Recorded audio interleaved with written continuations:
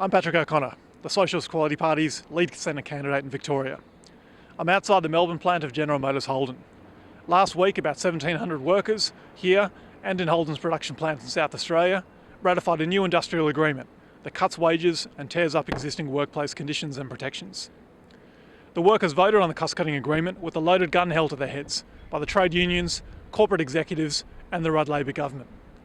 The company had threatened that if the deal was not ratified, it would shut down all production in Australia by 2016, sacking the entire workforce and triggering thousands more job losses in the car component sector. This comes after Ford Australia has announced that it will close its two plants in Broadmeadows and Geelong, destroying another 1,200 jobs.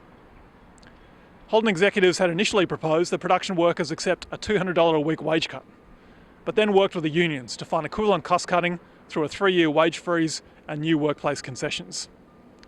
The new deal is part of a ruthless restructuring of the global auto industry. In the US, the 2009 bankruptcies of GM and Chrysler were used by the Obama administration and the United Auto Workers Union to impose poverty wages of just $15 an hour for new hires. A similar offensive is underway across Europe, with plants axed wherever workers are accused of demanding excessive wages. Here in Australia, the Holden Agreement has paved the way for a wage-cutting drive against the entire working class. It serves as a stark warning of what is meant by Rudd's national competitiveness agenda. Labor has pledged to work closely with corporate executives and the trade union bureaucracy to enforce a new wave of pro-business restructuring and austerity. Regardless of who wins the election, the working class will quickly confront stepped-up attacks on its jobs, wages and conditions. To fight the transnational car corporations and their political representatives, auto workers have to unite their struggles around the world and develop their own international strategy. Workers can only begin to develop such a struggle by first making a conscious break with the trade unions and building new forms of organisation, including independent rank-and-file committees that can take forward a struggle against the threatened plant closures through factory occupations and other action.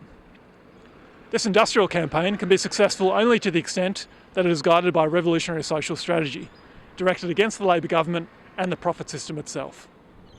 The alternative to capitalism is a struggle for a workers' government that will bring the banks and major industries, including the car industry, into public ownership under the democratic control of the working class.